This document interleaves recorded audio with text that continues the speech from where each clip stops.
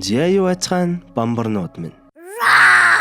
Японы алдарт аимшигын кино болох Ju-on цувралын хамгийн ихний богино хэмжээний 2 анги болон бүрэн хэмжээний 2 анги гээд нийт 4 ангийг аль хэдийнэ оруулсан байна. Тиймээс шууд энэ ангиас үзэж байгаа хүмүүс байвал илүү сайн ойлгохын тулд сувг руугаа ороод өмнөх ангиудаас нь үзчихэд энийг үзээрэй гэж зөвлөе. Эсвэл торон Ju-on гээд тусдаа плейлист үүсгэсэн байгаа. Тэндээс нь ороод шууд дараалалаар нь үзэж болно шүү. Харин одоогийн бүрэн хэмжээний 3 дахь ангиас юмс бас л өөр болно шүү. Өмнөх ангиуд нь ерөнхийдөө бидний хэлж сурснаар нөгөө перстак болон DVD-гээр борлуулах зорилготой тул дөрвөлжиндүү буюу 133-ыг харьцах нэг форматтай байсан бол одоогийн энэ ангиас кино театрт зориулж стандарт хэмжээтэй болсноос гадна бичлэгийн чанар нь илүү сайжирсан байна. Такаши Шимизу найруулагч маань илүү их боломж олж харж илүү амбицтай үзэж илүү олон улсад зориулсан дараагийн ангиудаа хийж эхэлсэн байдаг. Нэрний хувьд ч тэр Curse 1-2 буюу хараал 1-2 гэж ангиуд байсан бол одоо илүү олон улсад үзэх зорилготой илүү international image бүрдүүлж эхэлсэн. Тиймдээ ч одоо ярих энэ анги нь 2002 оны 9-р сарын 18-нд Америкийн LA-д Screamfest Horror Film Festival-д Grudge буюу Shonzon нэртэйгээр нээлттэй хийсэн байдаг. Үүгээр ч зогсохгүй Япон, Франц, Бельги, Хонконг, Филиппин зэрэг улсуудад киногаа нээгээд амжсан байдаг. 2002 оны Ju-on Grudge 1 нэртэй кино нийт 3.5 сая йен буюу ойролцоогоор 400 мянган $аар бүтсэн бол бокс офисоос нийт 3.6 сая $-ын ашиг орлого олсон байдаг. Зэгтэг олон юм яриад яг шууд Ju-on цувралынхаа 3 дахь бүрийн хэмжээний анги болох Grudge 1 нэртэй кино руу орцгоё.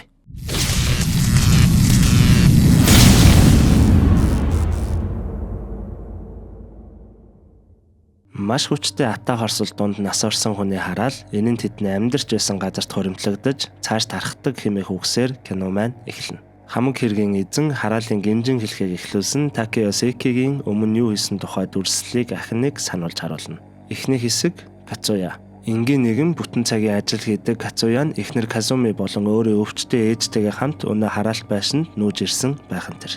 Гэрээр нь дөрөн хог хөглөрсөн байх ба өнөө өвчтөе ээж нь л ингээд хог тариад байд юм шиг байгаа. Кацуя ч ажилдаа гарах ба эхнэр нь дүү чинь өнөөдөр ирэн шүү эрт ирээрээ л гэн. Эхнэр нь гэртээ унтаж байхад хэн нэгэн ширээн дээрх зүйлийг нь асгаа таях ба хадам ээжигээ ингэсэн хэмээн бодон очтол хаалга дээр жаахан хүүхдийн гарын мөр байхан тэр. Цаашлан гайхан хартал өнөө хар муур байх ба нэг хүүхдийн гар өнөө хар муурыг аваад л явна. Цааш нь харуул нэгэн хүүхд гүйж яваа харагдах ба мэдээж л Казуми бүсгүй араас нь өрөөлөө ороход өнөө эвгүй муурын явлах дуу гарна. Нөхөр Кацуя нь ажлаа таран гэртээ ирэхэд гэр нь нохоо орон шиг болцсон байх ба ээж нь нэг л эвгүй эхнэр нь огт харагдахгүй байна. Эхнэрийнхээ унтлахын өрөөндөө ороход эхнэр нь таг хөрсчихсөн юм ярьж чадахгүй байх ба түргэн дуудах гэхэд ардуур нь Тошиёху гүн харагдана. Нөгөө ор хүнжлийн шүүгээгээ шалгахад бас л Тошиёхугийн сүнс харагдана. Кацуя бүрч гайхан орныхоо цаагаар шалгахтал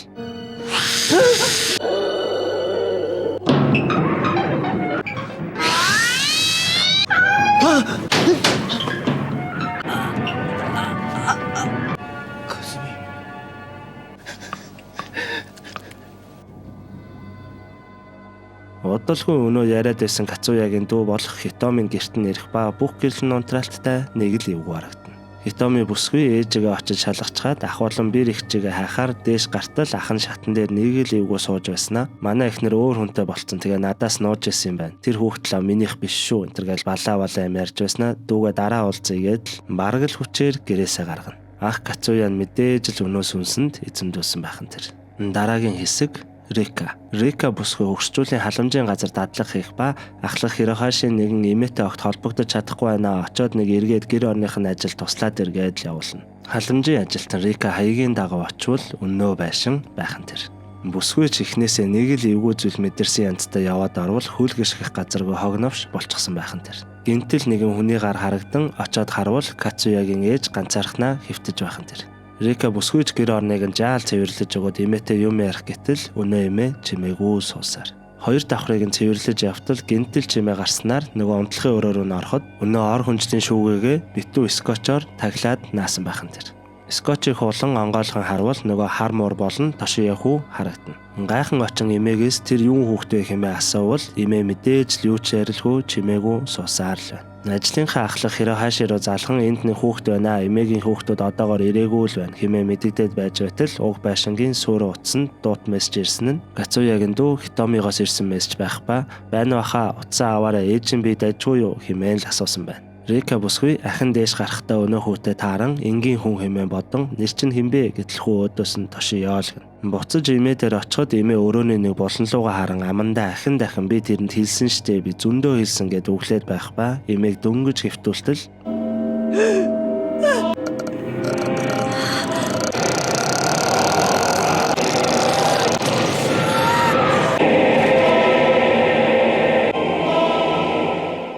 Инхүү Рика бүсгүй юутай орооцолцсон нь ойлгомжтой. Дараагийн хэсэг Хитоми. Өмнөх хэсэг дээр гарсанчлан Хитоми бүсгүй ахынхаа гэрийн утас руу залган хүн хариу өгөхгүй байсан тул дууд шуутан үлдээчгээд ажлаасаа гарах оронд нойлын өрөө ортол гадна нь хүний сүудэр харагдах ба ахаас нь дуудлага ирнэ. Утсан аавын яртал мэдээж л өнөө эвгүй дуу гарснаа тасарчхан тэр. Хитомиж гайхан нойлоос гарах үед цүнхнээсээ уйдаг жижигхэн тоглоомоо унгах ба авах гэтэл Каюко бүсгүйн сүнс харагдана. Айд сандран барилгын харуул дээр очин хийлэх ба өнөө харуул нь шалхахаар явсан хойгоор нь камерыг нь үзтэл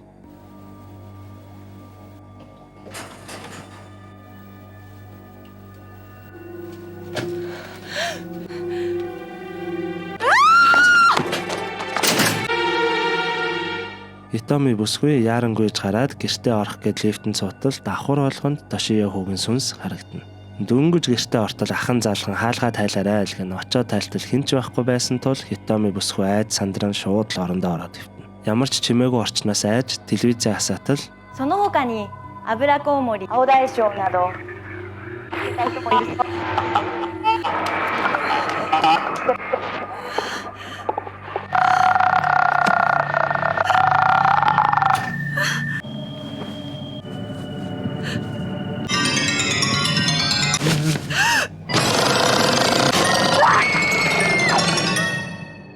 ？Дараагийн хэсэг Тоёма. Өнөө халамжийн газрын ахлах Хирошийн дадлахын ажилд нь ирэхгүй байсан тул өнөө байшинд иртэл өнөө имээ гараа нүүрэн дээрээ нэг л эвгүй байран өнгөрсөн байхан тэр. Яг хажууд нь дадлахын ажилтар Рика ухаангүй шахуул байх ба шууд л цагдаа дуудана. Цагдаа нар ч ирж үзлэг хингээ эмээгийн хөөрөө залхтал дээврийн хөндийд нь утсан дугарснаар очин үзвэл хоёр хос маань хэдийнэ өнгөрсөн байхан тэр. Рика бүсгүй эмнэлэгт хүргэгдэн овоод ажгүй ухаан орох ба уг хэргийг мөрдөж буй мөрдөгч очин санаж буй зүйлсийг нь асууж эхэлнэ. Рика бүсгүйч мэдээж би нэг хүүхд харсан нэрийг нь Тошиё гэж өөрөө надад хэлсэн гэхэд мөрдөгч тийм хүүхэд огт олдоогүй л гэнэ. Мөрдөгч хилцдэрээ очиход туслах нь уг байшингийн тухай хамаг мэдээллийг бэлтгэсэн байх ба өмнө нь Каюко болон Такео Секи хосууд амьдарч байгаад нөхөр нь эхнэрээ алсан мөн Тошиё нэртэй нэг хүү байсан гэж мэдээлж гарна. Ингэснээр мөрдөгч нар уг байшингийн хэрэг дээр өмнө нь гардан ажиллаж байгаад одоо тэтгэвртэй гарсан Тоёмаг хилцдэрээ авчран уулзна. Тоёмаач цаанаа нэг л дургу байгаа нь харагдана. Дөнгөж саяхан гэр бүлээрээ өгсөн байдалтай олддог Кацуягийн дүү Хитоми бүсгүй орс ураггүй алга болсон ба хамгийн сүүлд харагдсан гэд өнөө ажлын газрын камерын бичлэгийг үзэх зур өнөө халамжийн газрын ахлах Хироши ч мөн өгсөн байдалтай олдсон тухай мэдээлэл ирнэ. Ингэснээр манай хоёр мөрдөгч яаран түр гарах ба өнөө хуучны мөрдөгч Тоёма камерын бичлэгийг үргэлжлүүлэн үзэх зур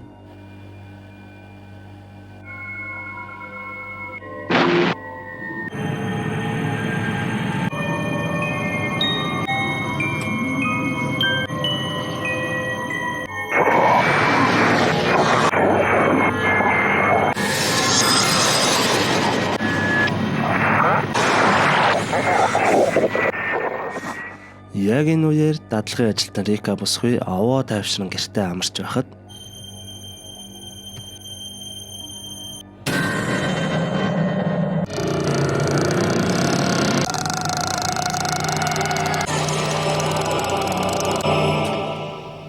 ер нь л өнөө байшинд ямарваа нэгэн байдлаар орсон л бол Каюко бүсгүй болон хүү Тошиё нарын сүнс шууд л ажилдаа орно. Энэ Онрё сүнс гэж бас л арай л хэрцгий байгаа шүү те. Кадр солигдож тэтгэвртэй гарсан мөрдөгч Тоёо маань ерөнхийдөө уг байшинд учир байгааг хэдийнэ мэддэг тул бүр мөсөн дуусхыг хэмээн шатаах гэж оролдох зур залуухан охтын дуу гарснаар очин харвал охин Изумитэйгээ таархан тэр. Гэхдээ охин нь нэг л өөр цаг үед байгаа мэт өдрийн гэрэлтэй орчин тис уур харагдах ба аавыгаа хараагүй мэт л шууд гараад явна.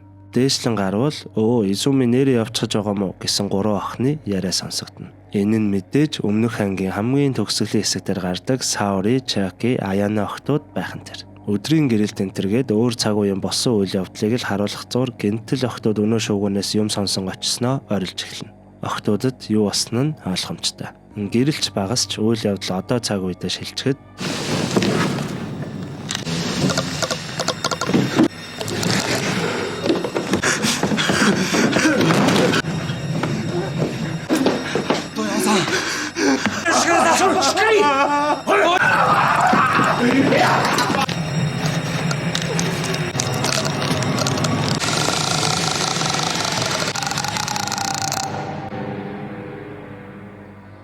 Хөөхий нөгөө хоёр мөрдөгч санаандгүй орж ирээд Каяко бүсгүйн сүнсэнд баригдхан тэр. Мөрдөгчнөрд ч тэр юу болсон нь ойлгомжтой. Энэ хэсгээс харуул Изуми охин найзуудтайгаа байж байгаад айгаад исэн тул төрүүлээд харсан ба үлдсэн найзууд нь Каяко бүсгүйн сүнстэй тааран бурхны орондоо заларсан байдаг. Дараагийн хэсэг Изуми. Изуми охин одоогийн найзуудтайгаа явах ба өнөө хэдийнэ өнгөрсөн охтын алга болсон гих зарын самбарыг харан их л гэмшилтэй зогсно. Аргачгүй л байлгүй дээ те. Яг орхиод явсан хаагуур нь найзууд нь алга болсон юм чаа. Охтууд явсаар сургууль дээр иртэл зугаалганы зургууд дээр нь Изумигийн зураг огт байгаагүй тул найзууд нь багштай хэлэн Изумигийн орсон зургуудыг угаалгаж өгөхийг хүснэ. Изумич гэртээ харих замдаа өнөө охтуудыг хайж буй зурагт хуудсыг ахин харах ба сандран гэртээ гүйн орно. Гэртээ дөнгөж орохт нь харуул тэтгэвртэй гарсан байсан өнөө мөрдөгч Тоёма аав нь хэдийнэ өнгөрсөн гэдгийг хэдүүлээ олж мэднэ. Мөн радиогоор өнөө даатгалын ажилтан Рика бүсгүйж өгсөн байдалтай олдсон хэмээн дуулдана. Изуми охин өрөөндөө орно нэг л юмнаас айгаад нуугтаад байгаа мэтэл харагдана. Найзууд нь нөгөө зургуудыг нь хэвлүүлчихэд Изумид өгөхөөр гэрт нь ирэхэд ээж нь бүр нэг өрвийч гсэн гарч ирэх ба Изумигийн өрөөнд ортол хамаг цонхоо сонингоор дарчихсан хөшгөөч тэр чигт нь хаачсан байхан тэр. Найзууд нь ч гайхан зүгээрөө хэмээн асуутал Изуми охин бүх үнэнгээ найзуудтай хэлнэ.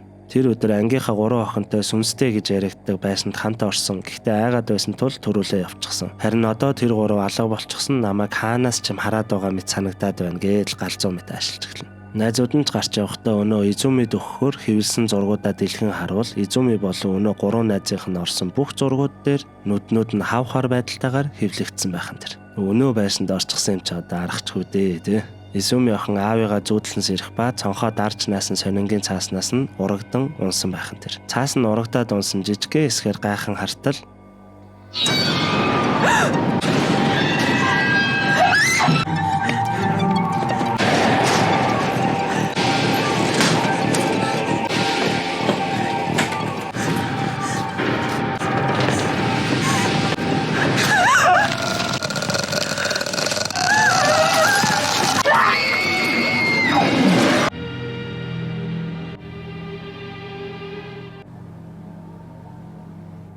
дараагийн хэсэг Каяко.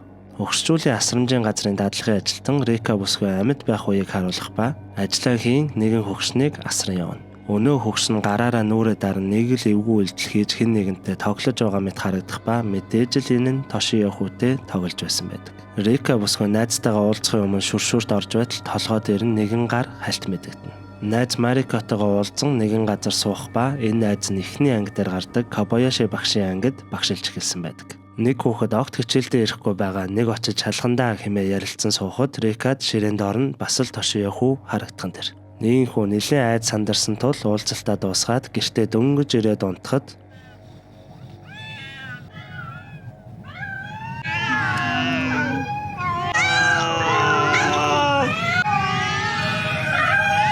Нийхүү цачин сэрээд найз Марикотойгоо уцаар ярихад найз нь нөгөө хичээлдээ ирэхгүй байгаа хүүхдийн гэрт нь ирчихсэн л байна хэмээн хэлэхэд уцсны цаанаас өнөө муурын дуу мяавлан дуулдхан тэр. Рика бүсгүйч нэлээд сэжиг аван хаана байдаг байшин бэ гэтэл найз нь өнөө байшин хэлэх ба Тошио хүү ганцаараа л байна ээж аав нь одоогоор ирээгүй байна л гэнэ. Ямар газар найз нь очсон тухай ойлгосон Рика бүсгүйч шууд яарангүй гарна. Найз Марикон Тошио хүүг энгийн хүүхд хэмээн бодож байгаа ба уцаар ярих үед нь алга болсноор хайн дээд давхар руу гарна. Төд удалгүй Рика бүсгүй ирэх ба хоёр давхарт гарна найзынхаа нэрийг дуудан хайж явах үед Марико.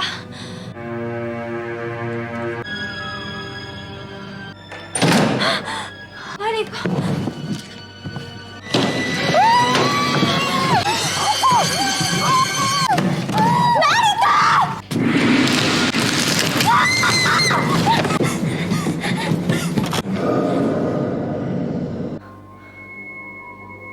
Гэнтэл энэ нэг сонин гарны байралтыг хэд хэд удаа харсан тул туршиж үзтэл